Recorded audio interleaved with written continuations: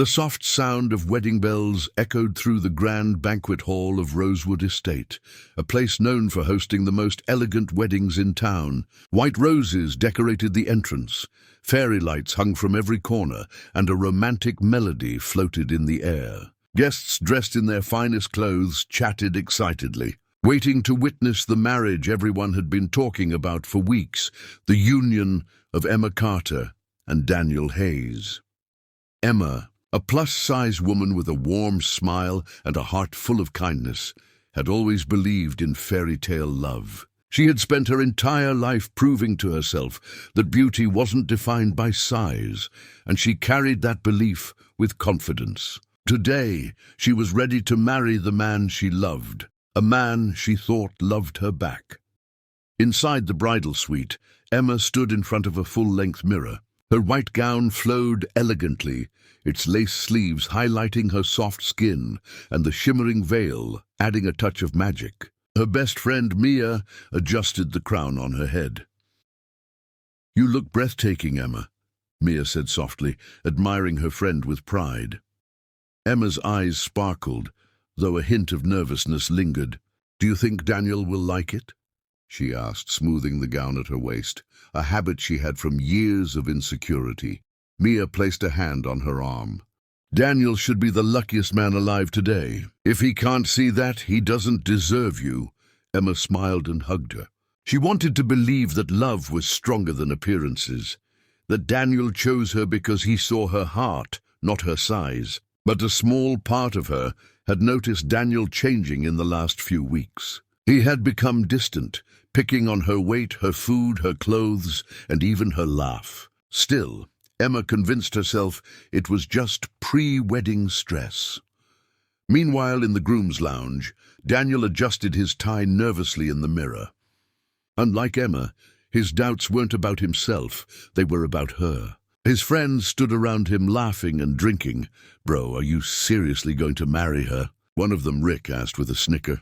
"I mean, she's nice, but come on. She's not exactly a trophy wife." Daniel forced a laugh, but deep inside, those words fueled his insecurity.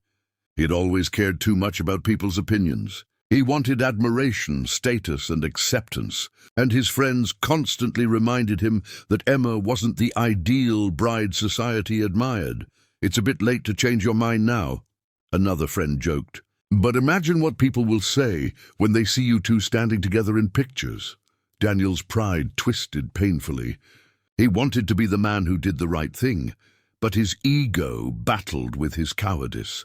Back in the hall, guests whispered their judgments even before seeing the bride. Some were kind and excited for Emma, while others gossiped behind fans and glasses of champagne. "She's too big for Daniel," a woman whispered to her husband. "He could have married anyone." "But her," another added. "Maybe she's rich," a man muttered, earning quiet laughter. The only ones who didn't join the gossip were Emma's parents, Mr. and Mrs. Carter. Her mother wiped tears of joy, while her father looked nervous, yet proud. Finally, the music changed. The wedding march began. The doors opened, and Emma stepped into the hall, holding her father's arm. The crowd turned and gasps filled the room. She looked stunning, not because of the gown, but because she carried herself with grace and dignity. Emma searched for Daniel's eyes. She expected admiration, maybe a smile, a sign of reassurance. But instead, Daniel's face stiffened, and his expression shifted from nervous to uncomfortable, almost regretful. Still, Emma continued walking, unaware of the storm building inside him. When she reached the altar, Daniel didn't offer his hand. She noticed, but pretended not to. The priest began the ceremony. "We are gathered here today to celebrate the union of Emma Carter and Daniel Hayes." Emma listened with her heart full of hope. All her life, she had dreamed of this moment, the moment someone promised to love her endlessly. She looked at Daniel with devotion, imagining their future together. But Daniel stared at the floor, his mind racing with doubts, judgmental whispers, and the eyes of his friends burning into him. Then came the moment that changed everything. "Do you, Daniel Hayes, take Emma Carter to be your lawfully wedded wife, to love, honor, and cherish, in sickness and in health?" For as long as you both shall live. Silence. The hall froze. Daniel's chest tightened. His throat dried. He glanced at his friends, their smirking faces, their mocking eyes, and his pride snapped. He stepped back slightly. I can't, he blurted out. A wave of shock rippled through the room. Emma's smile shattered instantly. She blinked, hoping she misheard. Daniel? She whispered. Daniel shook his head, unable to meet her eyes. Emma, I'm sorry, but I can't do this. I thought I could, but I'm not ready to marry someone like you. The last 3 words stabbed deeper than any knife. Someone like you. Gasps, whispers, and judgment filled the air. Emma felt the world collapsing around her. Tears welled in her eyes, her hands trembling. Her father stepped forward to support her, but she raised her hand slightly, refusing to break completely in front of everyone. Daniel continued, his voice choked with shame, mixed with cruel justification. I want a wife I can be proud of. Someone who matches me. I'm just being honest. Emma's heart cracked. The guests stared, some with pity, some with judgment, and some with disgust, but toward Daniel, not Emma. Mia rushed forward and held Emma tightly, whispering, Don't let him destroy you. The priest stood speechless. Emma's mother cried silently. Her father's fists clenched with anger. Daniel's friends snickered, thinking he had done something brave, when in reality, he had chosen cowardice over love. Just when Emma thought the humiliation couldn't get worse, a sudden sound cut through the whispers. The large wooden doors of the hall swung open. Everyone turned. A tall cowboy, dressed in dusty boots, a leather vest, and a hat slightly tilted over his eyes, stood at the entrance. He carried himself with boldness and confidence, a man who looked like he lived by his own rules, not society's. His eyes locked onto Emma, not with pity, but with admiration and calm strength. And at that moment, the entire hall fell silent, waiting to see what this stranger would do next. The hall remained frozen as the mysterious cowboy stepped inside, his presence commanding attention without a single word spoken. The wooden doors closed behind him with a soft thud. Emma, still trembling and fighting back tears, looked toward the stranger in confusion. She had never seen him before. The cowboy slowly removed his hat, revealing kind yet determined eyes. He took a few steps forward, the spurs on his boots gently clinking with each move. The crowd parted instinctively, letting him walk straight toward the altar where Emma stood, broken, embarrassed, and alone. Daniel frowned, irritated and threatened. "Who the hell are you?" he asked sharply, trying to regain control of the moment. The cowboy ignored the question at first and stopped beside Emma. He looked at her gently, his voice low and steady. No woman should have her heart crushed like this. Not today, not ever. Emma swallowed hard, unsure how to respond. His calmness made her feel safe for the first time since the nightmare began. Finally, the cowboy turned to Daniel. "My name is Luke Walker," he replied, "and I'm a man who knows the worth of a woman. Something you clearly don't." The guests gasped. Daniel clenched his jaw. Luke continued, his voice clear enough for every guest to hear. "You stand here humiliating a woman who loved you. You didn't just back out of a wedding. You attacked her dignity. You judged her worth by her size when you should have valued her heart." Daniel scoffed, but his voice cracked with insecurity. "I didn't ask for your opinion, cowboy. This is none of your business."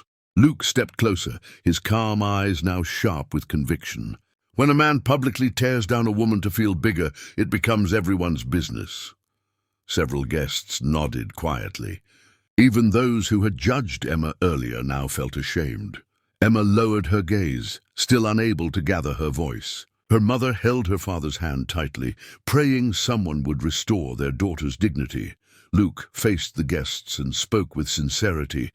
"Let me tell you all something. A woman's worth isn't measured in pounds, inches, or dress size. It's measured in her kindness, her strength, her loyalty, and this woman has more of that than most." Emma's lips trembled. No one had ever defended her so boldly. Luke turned back to her. "You walked down that aisle with more courage than anyone in this room. Don't let his weakness make you doubt your value. His words slowly began stitching her wounded heart. Daniel, feeling cornered, raised his voice. "Why do you care anyway? You don't even know her." Luke took a deep breath. "No, I don't. But I know what it looks like when a good woman is mistreated. I was raised to step in when something wrong is happening, not to stand and watch like a coward." The room remained silent. Luke then extended a hand toward Emma, not in proposal, but in respect. "Emma, I'm not here to replace anything or anyone. I'm not here to marry you or be your hero. I'm here to remind you that you deserve better. If you want to leave with your head high, I'll walk out with you. As a friend, as someone who sees you." Tears finally escaped Emma's eyes, not of pain now, but of relief. For the first time since Daniel rejected her, Emma found her voice. She looked at Daniel, not with heartbreak anymore, but with newfound strength. "I loved you with everything I had," she said, her voice soft but firm. "I kept believing you would see me for who I am, not what I look like. But love without respect is poison." Daniel swallowed, realizing the shifting tide of sympathy. "Emma, I was embarrassed. People—" Emma raised a hand to silence him. "The right man doesn't need others to approve of the woman he loves. And the wrong man can have the most perfect woman and still not be satisfied." Many guests lowered their eyes, feeling guilty for their earlier whispers. Emma took a deep breath. "I don't need your apology, Daniel. Not anymore. I may be plus size, but I am not less. Not less worthy, not less beautiful, and definitely not less deserving of love." Those words hit Daniel harder than anything Luke said. Emma turned to Luke with a faint smile of gratitude. "Thank you," she whispered. Luke nodded, offering his arm. Emma placed her hand in his, and with steady steps she walked away from the altar. Mia and her parents followed closely, supporting her with pride. Guests began clapping softly, then louder, not for a wedding but for Emma's courage. Daniel stood alone at the altar, the place where he had chosen ego over love, and now he had neither. As Emma reached the exit, she paused and looked back one last time, not with regret but closure. Outside, the cool breeze felt like freedom. Emma inhaled deeply, feeling the weight of shame lift off her chest. Luke looked at her kindly. "You didn't lose anything today, Emma. You found yourself."